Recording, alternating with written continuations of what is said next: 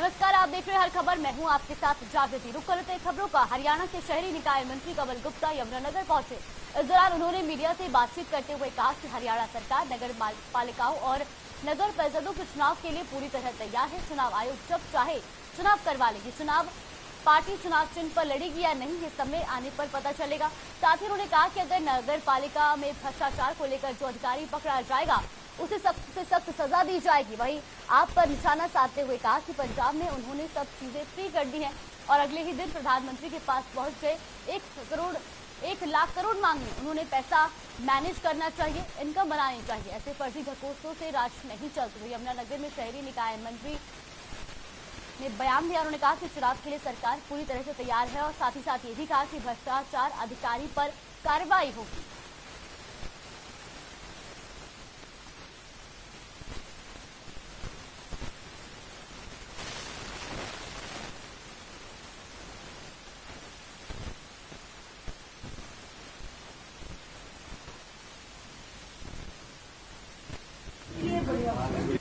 अब उन्होंने सब चीजें फ्री कर दी। पंजाब में अगले दिन ही प्रधानमंत्री जी के पास पहुंच गए कि हमें 1 लाख करोड़ रुपए दो, मैनेज करो भाई, अपनी इनकम लाओ। ऐसे फर्जी ढकोसलों से और फर्जी ग्लैमरिटी से थोड़ी राज चलेगा, पता लग जाएगा एक साल। आपको पता है हरियाणा का जो डेट है वो 24.99% और जो 7th या 8th फाइनेंस कमीशन है उसमें ये कहा गया है कि आप 25% तक जो आपकी जीडीपी है उसका आप लोन ले सकते हैं। इसको टेट कहते हैं। हमारा है 24.99% और पंजाब का पता है कितना? 48%। पंजाब अगर आज किसी बैंक से लोन लेगा तो बैंक उसको लोन देने के लिए तैयार नहीं है। रेपुटेशन ऐसी है।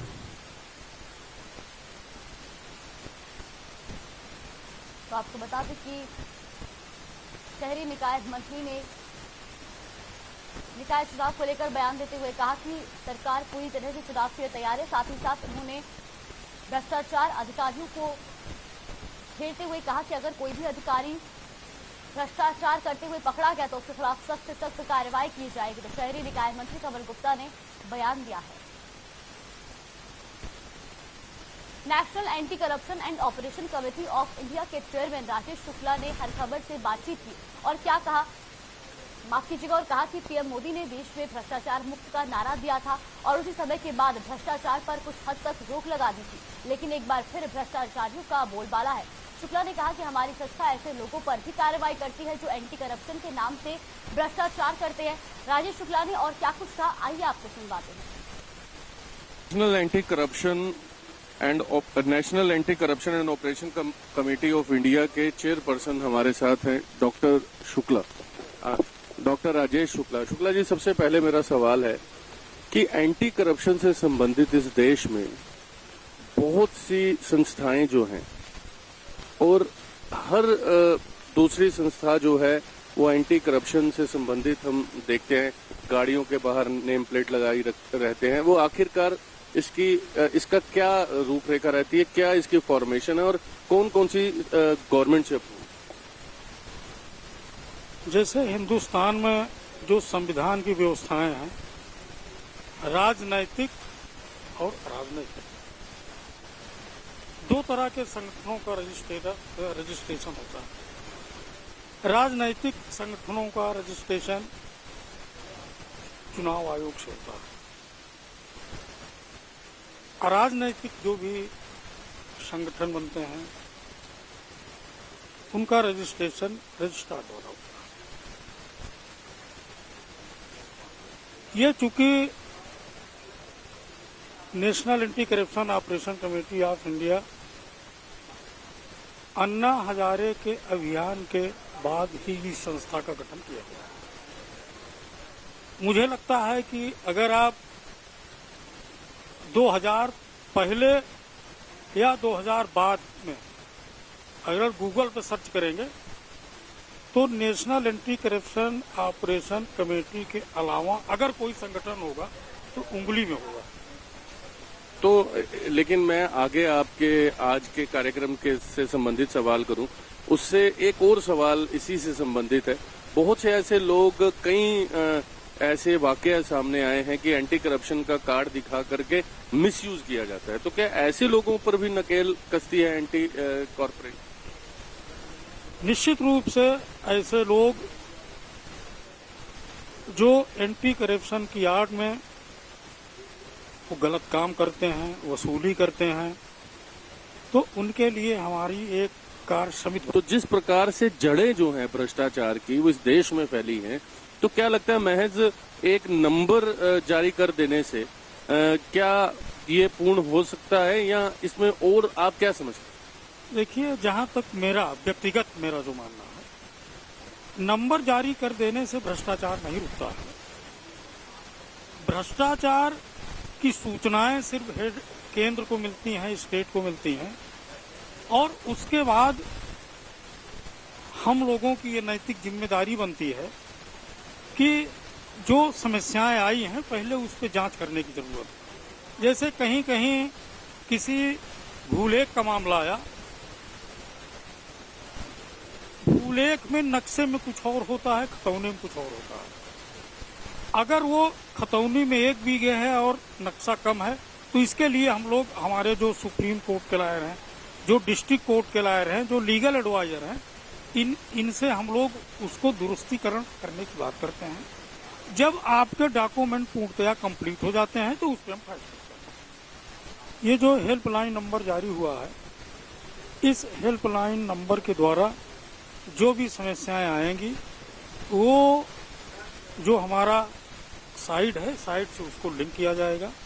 जैसे ही यहाँ पर पंजाब की किसी भी तरह की समस्याएं आती हैं, वो साइट पे जाएगा, और साइट के द्वारा वो हमारे जो व्यक्तिगत नंबर हैं उस पर वो मैसेज आ जाएगा और वो त्वरित कार्रवाई हेड ऑफिस से कर दी जाएगी। ये जो नंबर है शुक्ला जी, ये देश भर के लिए एक ही नंबर है कि स्टेट वाइज, राज्य वाइज रखा गया? नहीं, ये सिर्फ पंजाब चंडीगढ़ के लिए है। पंजाब चंडीगढ़। यस। ये थे हमारे साथ डॉक्टर शुक्ला, और national anti corruption and operation committee of India द्वारा जो ये मुहिम है, और खास तौर पर पंजाब और चंडीगढ़ में हेल्पलाइन नंबर जारी किया गया है, इससे लोगों को काफी निजात मिलेगी। क्योंकि भ्रष्टाचार जिस प्रकार से डॉक्टर साहब ने बताया कि हमारे ब्लड में एक वायरस की तरह दौड़ रहा है, तो ऐसे ही हमारे समाज में ये भ्रष्टाचार की जड़ें इतनी मजबूत हो चुकी हैं, जिन्हें उखाड़ पाना संभव तो है, लेकिन इसका आगाज होगा आप और हमारे सोचने से, आप और हमारे बदलाव से। National anti corruption and operation committee of India के चेयरमैन डॉक्टर राजेश शुक्ला की अध्यक्षता में हेल्पलाइन नंबर जारी किया गया। इस दौरान चंडीगढ़ के इंचार्ज अरुण कुमार मल्होत्रा भी मौजूद रहे। अरुण कुमार मल्होत्रा ने बताया कि इस हेल्पलाइन नंबर से पंजाब और चंडीगढ़ के रहने वाले अधिकांश लोगों को फायदा पहुंचेगा। पंजाब के ब्यूरो हेड स्वनजीत ने भी वहां मौजूद कुछ लोगों से बात की है। क्या है पूरा मामला, देखिए report. National anti corruption and operation. नमस्कार, हर खबर देख रहे सभी दर्शकों का बहुत बहुत स्वागत है। एंटी करप्शन, जैसा कि हम नाम सुनते ही उन भ्रष्टाचारियों के कान खड़े हो जाते हैं जो भ्रष्टाचार को बढ़ावा दे रहे हैं। जी हां, देश के प्रधानमंत्री श्री नरेंद्र मोदी के प्रधानमंत्री बनने के बाद और भ्रष्टाचार मुक्त भारत की बात कहने के बावजूद भी आज भी भ्रष्टाचार के कई मामले सामने आ रहे हैं। और आज हमारे साथ national anti corruption and operation committee of India के चंडीगढ़ प्रभारी अरुण कुमार मल्होत्रा जी हैं। और मल्होत्रा जी हमारे साथ हैं, और बहुत से ऐसे हमारे दर्शक भी हैं जो खास तौर पर भ्रष्टाचार, कहीं ना कहीं भ्रष्टाचार के कारण बहुत नुकसान उठाना पड़ा, और कई दर्शकों ने हमें लिख करके भी भेजा है कि इससे संबंधित हमें जानकारी चाहिए। और खास तौर पर आज मल्होत्रा जी साथ हैं। मल्होत्रा जी, बहुत बहुत थैंक यू जी। सबसे पहला मेरा सवाल सर, एंटी करप्शन नाम सुनते ही सबका ध्यान उस तरफ जाता है कि हाँ, भ्रष्टाचार बहुत तेजी से फैल रहा है। नई सरकार बनती है, चाहे पंजाब में बनी, भ्रष्टाचार मुक्त प्रदेश कर देंगे। देश के प्रधानमंत्री ने कहा भ्रष्टाचार मुक्त देश कर देंगे। लेकिन आज भी अगर हमें पुलिस प्रशासन का कोई अधिकारी लाइट्स पर भी रोक ले तो हम 100-200 रुपए देकर निकल जाते हैं। तो कहां से आखिरकार नकेल कैसे डाली जाए? सर ऐसे है, मैं national anti corruption operation committee of India in charge Chandigarh. Sir ऐसे इसीलिए हम आज आपके साथ पास आए हैं इसीलिए प्रेस कॉन्फ्रेंस की है, क्योंकि ये लोकतंत्र को, ये जो करप्शन है, ये कमजोर करती चली जा रही है और इसी से क्राइम क्रिएट हो रहा है, इसी से उग्रवाद क्रिएट हो रहा है और ऐसी ऐसी प्रॉब्लम क्रिएट हो रही है यहाँ पर। और डिपार्टमेंट किसी में चले जाओ, हर आदमी कहता है जी मेरे से पैसे ले बिना काम नहीं करते और फाइलों को दबा लेते हैं। आज उसी चीज को खत्म करने के लिए हमारे नेशनल चेयरमैन जो एंटी करप्शन से वो आज आ रहे हैं कई लॉन्चिंग करनी है, क्योंकि पब्लिक को किसी न किसी ढंग से उनका कोई काम जो उनका ऑफिशियल वर्क होता है वो रुक ना पाए और सही ढंग से हो। मल्होत्रा जी, ज्यादातर देखा जाता है कि तहसील में रजिस्ट्रेशन करवाने के लिए जो लोग जाते हैं वहां पर भ्रष्टाचार बहुत ज्यादा देखने को मिलता है। क्या ऐसी कोई रूपरेखा या ऐसी कोई रणनीति नहीं बनाई कि उस पर कहीं ना कहीं आप डेंट डाल? सर, हमारे जो मेंबर हमने बनाए हैं, कोई ओहदेदार बनाए हैं, वो उस पर निगाह रखेंगे। हमें कोई कंप्लेंट आती है, कोई कंप्लेंट देता है या हमें एफिडेविट देता है कि मेरे से पैसे लिए हैं, उसकी कार्रवाई करेंगे।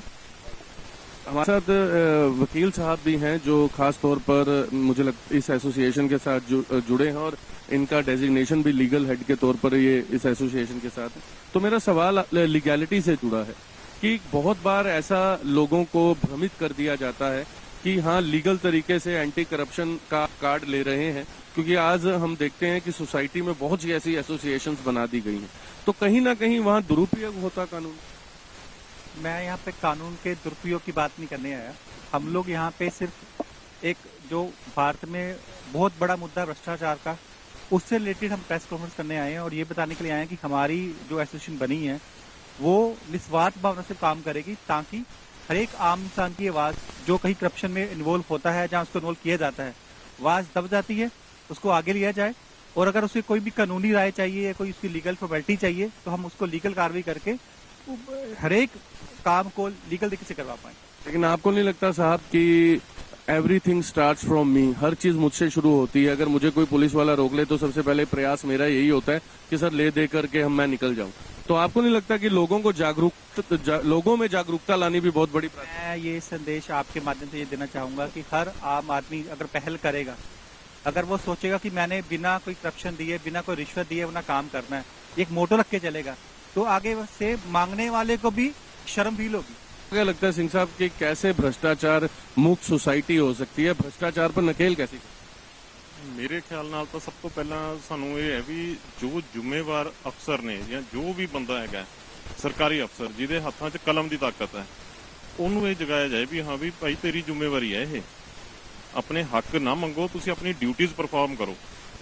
ਜੋ ਸੋਸਾਇਟੀ ਦੇ ਪ੍ਰਤੀ ਤੁਹਾਡੀਆਂ ਕੀ ਡਿਊਟੀਆਂ ਨੇ, ਜਦੋਂ ਉੱਥੇ ਹੀ ਉਹ ਬੰਦੇ ਕਲਮ ਰੱਖ ਕੇ ਬਹਿ ਜਾਂਦੇ ਵੀ ਹਾਂਜੀ ਆਪਾਂ ਕਰਦੇ ਆਂ, ਗੱਲ ਕਰਦੇ ਆਂ। सिंह साहब, अमूमन ये भी बात सामने निकल कर आती है कि आला अधिकारियों को मंथली जाती है, फिर आगे नेताजी का नाम जुड़ा होता है कि पैसा जाता है, तो कहीं ना कहीं वो सरकारी अधिकारी जो कुर्सी पर है वो ये कह करके अपना बचाव कर लेता है कि भाई ऊपर से लेकर नीचे तक भ्रष्ट है सब, तो मुझे वहां भी खाना पूर्ति करनी है। तो कैसे ये जड़ें कटेंगे? शुरुआत तो करनी पड़ेगी, जमीर तो उन्हीं का जगाना पड़ेगा। पब्लिक क्या है, पब्लिक के हाथ में क्या पावर है? क्या आपको लगता है कि यहाँ पे चंडीगढ़ में कोई लोग आके प्रोसेशन करने शुरू कर देंगे? कोई नहीं निकलेगा घर से। निकलेगा तो वही जो अफेक्टेड है, जिसके साथ बुरा हो रहा है, तो दूसरों के लिए तो तमाशा हो रहा है, कोई नहीं हेल्प करेगा उसकी। तो जगाना तो उन अधिकारियों को ही पड़ेगा। चलते चलते सर कोई संदेश देना चाहेंगे दर्शकों को, खास तौर पर क्योंकि इस समय भ्रष्टाचार जो है हमारी रूटीन बन चुकी है, हमारी दिनचर्या में है, हमारे हर उस कार्यालय में है, हर स्थान पर है, तो कोई मैसेज देना चाहेंगे हाउ वी कैन फेस?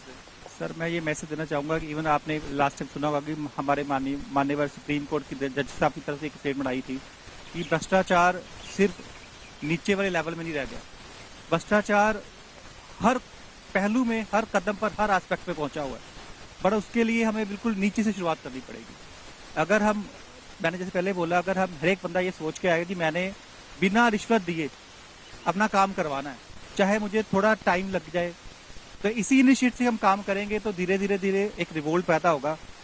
जैसे आपने बात की, सरकारी तंत्र में भी कोई बंदे जिनको गलत फंसाया जाता है, अगर वो सोचेंगे भाई इस गलत फंसाने वाले बंदों के से दूर रहना है और जो भ्रष्ट बंदे हैं उनको भी हमने उजागर करना है, तो ये इक्वालिटी की बात है, गिव एंड टेक की बात है। अगर एक आम इंसान पहल करेगा तो मुझे लगता है कि आम इंसान की पहल के बाद सरकारी तंत्र के साथ योगदान देगी।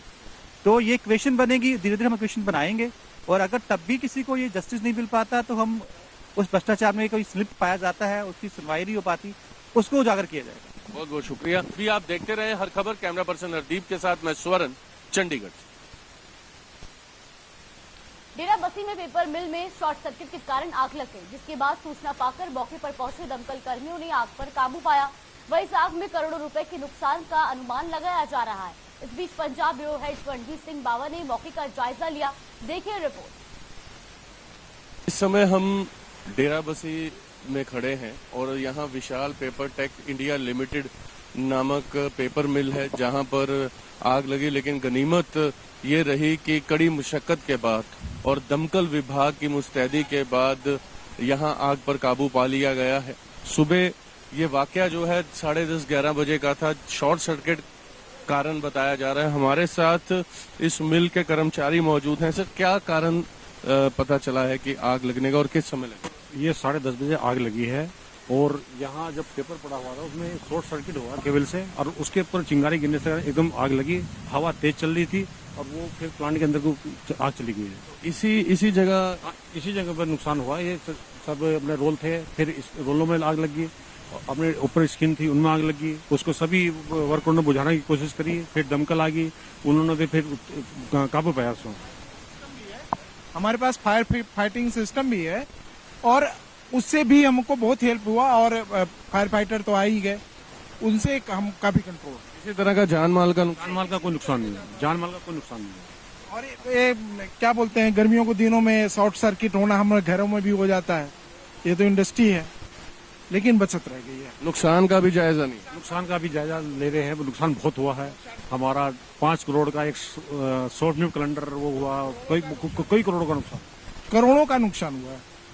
बस प्रभु की कृपा, जान माल नहीं हुआ, कर पैसे तो आ जाते हैं। कितने घंटे लगे सर आग पर काबू? आग बुझाने में कम से कम पौन घंटा 1 घंटा लगेगा। 1 घंटा लगेगा।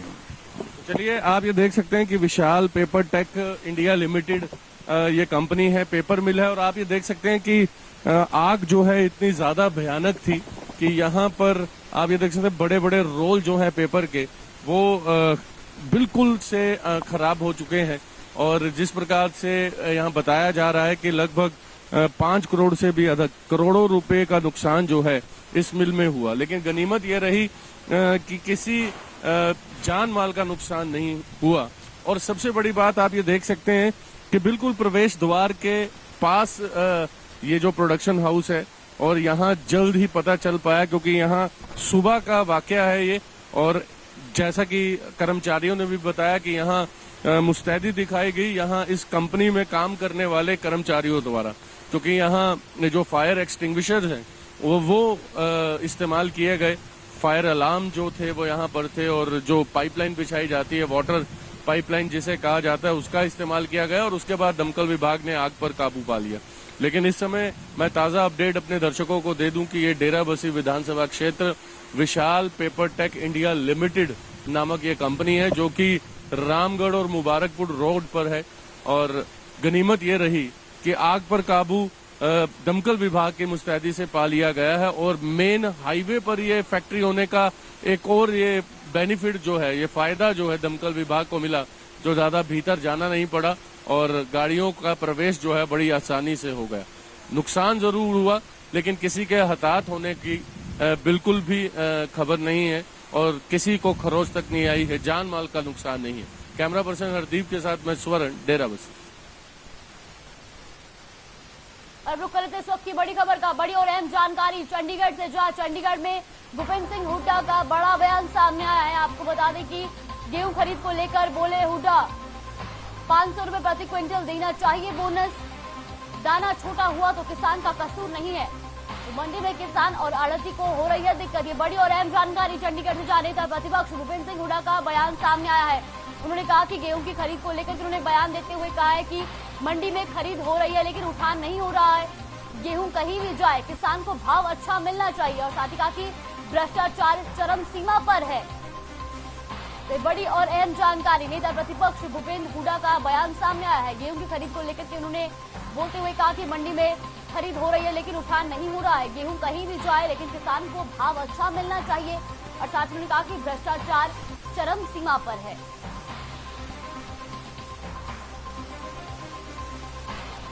आपको बता दें कि उन्होंने ये भी कहा है कि प्रति क्विंटल 500 रुपए बोनस जो है वो किसान को मिलना चाहिए, और साथ ही कहा कि गेहूं कहीं भी जाए लेकिन किसान को भाव अच्छा मिलना चाहिए।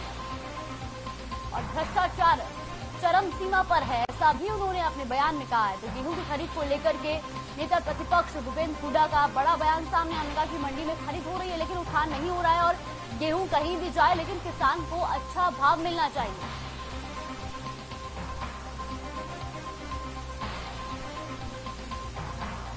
गेहूं खरीद को लेकर बोले हुड्डा, मंडी में खरीद हो रही है लेकिन उठान नहीं। यही कम से कम 500 रुपए प्रति क्विंटल बोनस देना चाहिए, और जो जिस तरह से खरीद हो रही है उसमें भी किसान को और आढ़तियों को बड़ी भारी समस्या हो रही है। मंडी में जो खरीदते हैं और उसकी लिफ्टिंग नहीं हो रही, और एफसीआई तक ना पहुंचे, गोडाउन तक नहीं पहुंचता क्योंकि उसके पहले पेमेंट नहीं होती। और जब वहां देखते हैं तो क्योंकि मौसम खराब था, दाना कुछ पिचक गया तो वो वापस कर देते हैं। तो इस वास्ते किसान बड़ी दिक्कत में है, और जो सब क्योंकि जो सरकार को चाहिए कि दाना खरीदे, कोई किसान का कसूर नहीं है अगर दाना पिचक जाए। तो आपने सुना नेता प्रतिपक्ष भूपेंद्र सिंह हुड्डा ने बयान दिया। उन्होंने कहा कि गेहूं की खरीद हो रही है लेकिन उठान नहीं हो रहा है। साथ ही उन्होंने कहा कि गेहूं कहीं भी बेचा जाए लेकिन किसान को अच्छा भाव मिलना चाहिए। फिलहाल इस बुलेटिन में बस इतना ही, बने रहिए हमारे साथ। नमस्कार।